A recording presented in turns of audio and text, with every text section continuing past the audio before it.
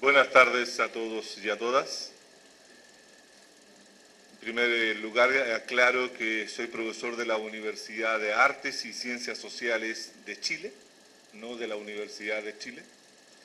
En segundo lugar, decir que cerrar una mesa después de las exposiciones planteadas y con todos los temas desarrollados es bastante complejo. Más todavía cuando la mayoría de los expositores hemos hablado en español y tenemos un público que atiende fundamentalmente en portugués, con lo cual ya a estas alturas pienso que deben estar relativamente cansados escuchando español, tratando de comprender todo lo que acá se está diciendo. Entonces es bastante más complejo. Más aún cuando sé que ya estamos pasados del tiempo y viene otra mesa que estaría esperando también los expositores de la siguiente.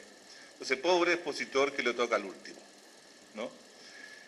Eso me lleva también a replantearme lo que yo quería exponer hoy día ante ustedes.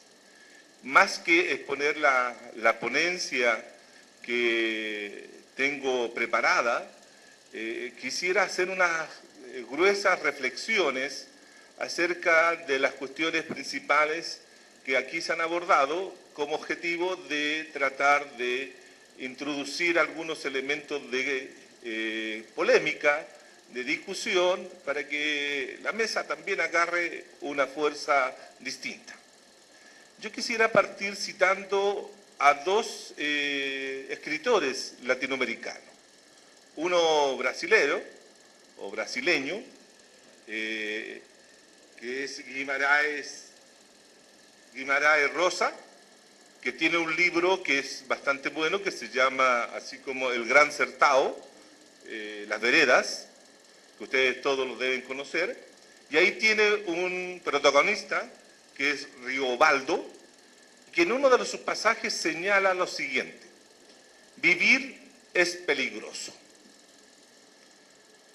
Y al otro latinoamericano que quiero citar es a Ciro Alegría, que en los años 50, Ciro Alegría escribió un libro que tenía como título El mundo es ancho y ajeno. Entonces ustedes se estarán preguntando por qué razón yo nombro a esos dos escritores latinoamericanos para referirme al tema de la integración. Fundamentalmente por lo siguiente: si nosotros nos quedamos con el concepto o con el título de la novela de Ciro Alegría, tendríamos que decir hoy día, reformulándolo, que el mundo dejó de ser ancho y dejó de ser ajeno para América Latina. Sin embargo, ese mundo al cual no hemos integrado o no hemos vinculado en las últimas 3 décadas en América Latina es un mundo peligroso, es un mundo riesgoso, es un mundo que fundamentalmente construido desde el norte hacia el sur, a los países de la región del sur los somete más a situaciones riesgosas y peligrosas para la propia vida de sus habitantes. Y ese es un tema tremendamente importante al momento de discutir, si ustedes quieren, la política o las políticas de integración regional que puedan desarrollarse en el continente latinoamericano. Fundamentalmente porque el mundo se achicó, por decirlo así, se empequeñeció. Hoy día el mundo, lo que antes era ajeno, ahora nos está agobiando con su presencia todos los días. En cada momento, en cada minuto, tenemos el mundo entero metido dentro de nuestras casas. Por ejemplo, a través de lo que es el Internet, a través de lo que es la televisión por cable, lo que va a ser o lo que es ya la televisión satelital, lo que es, cierto, la conexión en la cual los seres humanos de hoy día vivimos con el mundo. Es decir, solamente para graficar lo siguiente, piensen ustedes que que una noticia hace 40 o 50 años atrás la recibíamos a través de los teletipos, que eran unas grandes máquinas que estaban fundamentalmente en las radios o en los diarios, en las empresas periodísticas que recibían, y nosotros los ciudadanos estábamos permanentemente preocupados de comprar el periódico al día siguiente porque ahí nos enterábamos de lo que pasaba en el mundo. Piensen hoy día que ahora nos enteramos de lo que sucede en el mundo en forma instantánea. Ese es un cambio enorme, es un cambio fantástico, pero es un cambio que también está provocando distintas consecuencias sobre las distintas culturas, sobre las distintas formas de vida de nuestras sociedades actuales. ¿Por qué razón digo esto? Porque el mundo globalizado, el mundo de la globalización de los últimos 30 años, tomando en cuenta de los 80 en adelante, se ha construido desde el norte, e insisto sobre esta idea, se ha construido desde el norte y que tiene efecto sobre el sur. El sur, que somos nosotros, que somos América del Sur, no somos productores de globalización, somos receptores de globalización. Es decir, nosotros no somos los que estamos produciendo esa globalización a nivel, valga la redundancia, global o mundial, sino que somos receptores de la globalización que el norte o los países centrales están produciendo sobre nosotros.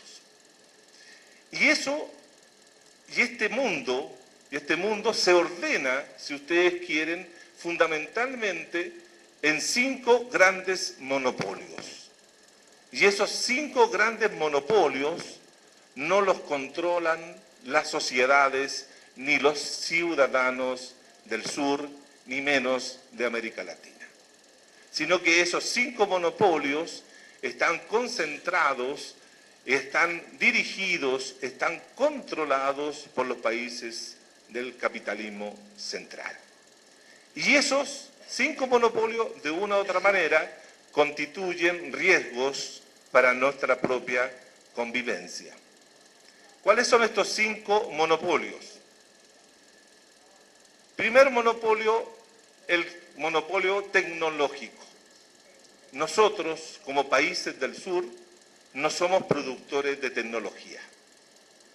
Y toda la tecnología que se produce dentro de esta revolución tecnológica es producida por el norte, a lo cual nosotros, los países del sur, tenemos que adquirirla, tenemos que comprarla, tenemos que someternos a las formas tecnológicas y a los desarrollos tecnológicos que nos producen los países del norte.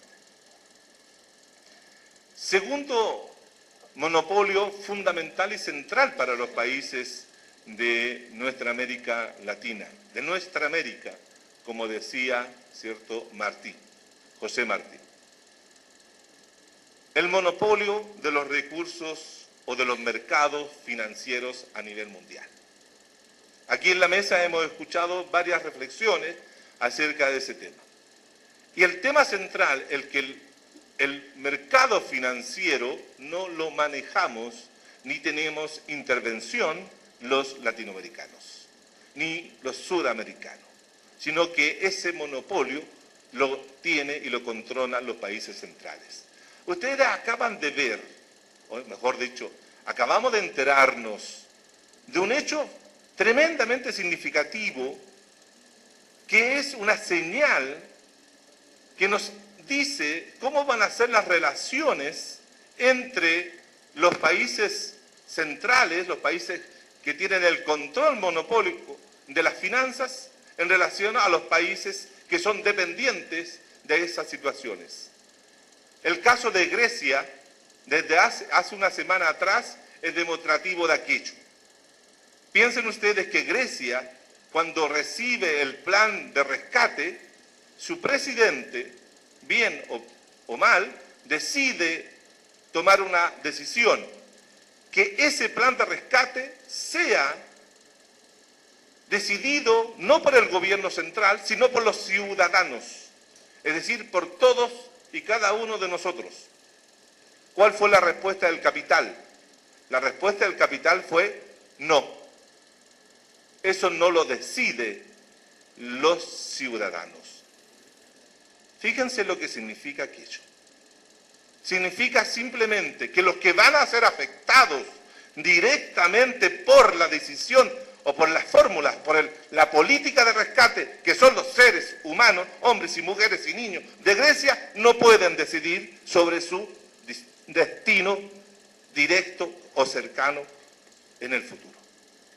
Es lo mismo que puede ocurrir en nuestras sociedades, en nuestra América Latina, cuando se nos plantea que ya no tenemos los gobiernos ni las sociedades latinoamericanas decisión sobre las cuestiones que marcan las formas como se deben integrar los países latinoamericanos. Piensen solamente ustedes todo lo que ha significado el hecho de que los países latinoamericanos le dijeran a los Estados Unidos que no, cuando Estados Unidos quería desarrollar un plan de integración de acuerdo a sus intereses. La respuesta fue, ¿cierto?, plantear otros mecanismos de dirección. Ninguno de los TLC, los tratados de libre comercio, por ejemplo, que se han establecido entre los países latinoamericanos, algunos países latinoamericanos y Estados Unidos, han sido decididos por los ciudadanos, porque son decididos solo a nivel de los gobiernos. Por lo tanto, eso nos está diciendo que nosotros, los sujetos, no tenemos ninguna participación directa en las formas como se decide la política, tanto comercial y financiera del mundo. Tercer monopolio, el acceso a los recursos naturales del planeta. Hemos escuchado y múltiples publicaciones así lo señalan, de que América Latina ha soportado la crisis financiera mundial gracias a la buena posibilidad de vender materias primas o recursos naturales hacia el mundo desarrollado. Estamos todos de acuerdo que eso ha ocurrido así, pero fíjense ustedes que quien decide qué materias primas o qué recursos naturales vamos a vender no somos nosotros, los países latinoamericanos, sino son las grandes transnacionales y las grandes corporaciones mundiales las que deciden hacer esto o otro. Además, el control que tienen las grandes transnacionales sobre los recursos naturales de América Latina es total y completo. América Latina posee el territorio, los países tienen territorio o dominio geopolítico sobre esos territorios, pero no son dueños de los recursos naturales de las sociedades latinoamericanas. ¿Cómo hacer de que esos recursos naturales sean de las sociedades latinoamericanas? Es un gran desafío para la integración. Cuarto monopolio. El cuarto monopolio dice relación con los medios de comunicación de masas. El control de los medios de comunicación de masa es total y completo por parte de los países centrales, lo cual nos lleva a tener más que información, una uniformidad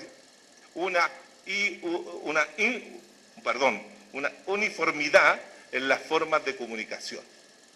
Con lo cual, de una u otra manera, ¿cierto?, el mundo es manejado por los medios de comunicación que tienen, ¿cierto?, su centro en Atlanta a través de la CNN y que en otros lugares. Tenemos que construir nuestras propias formas de medios de comunicación, de información y de comunicación para alterar las formas de dominación que hoy día se ejercen a partir de este monopolio.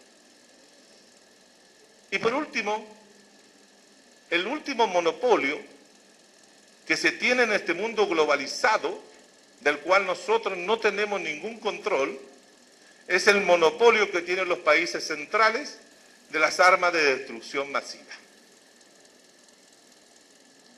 Las armas de destrucción masiva pueden ser fuentes inagotables de guerras, de multidestrucciones, etc. Pero quien tiene el control de aquello, nuevamente son los países del norte y no los países del sur. Fíjense ustedes qué es lo que significa una política armamentista en la región. Piensen ustedes lo que significa que Estados Unidos decida colocar distintas bases militares en la región para ver cómo vamos perdiendo un elemento central de los países latinoamericanos que se han perdido fundamentalmente en las últimas tres décadas. Hemos perdido, y se pierde con ello, la soberanía de nuestros países. Cada vez los países latinoamericanos somos países menos soberanos. Si hoy día, contrariamente y paradojalmente, estamos celebrando o conmemorando los 200 años de independencia nacional, lo más curioso es que estamos entrando aceleradamente en una época de dependencia y pérdida de la soberanía nacional e independencia de nuestros países. Frente a eso, ¿qué hacer? Frente a estas formas, ¿qué hacer? Yo pienso que la única forma es construir una nueva teoría de la frontera, construir una nueva teoría de la soberanía, construir una nueva forma de entendernos que los latinoamericanos, los países de América del Sur, los países de América del Norte, de América Central y México y los países caribeños, tenemos muchos elementos comunes para lograr hacer una integración no solo económica, como la que existe hoy día en la Comunidad Económica Europea, sino una integración que tenga que ver con nuestras formas culturales, con nuestras formas de vida, con nuestras formas de ver y concebir un mundo, y sobre todo algo que en algunas sociedades latinoamericanas se está buscando, y con esto cierro, que es entender que es posible pensar otra modernidad, que es posible pensar otro desarrollo, que es posible pensar otra forma de vivir, así como los ecuatorianos llaman una nueva forma del buen vivir. Gracias.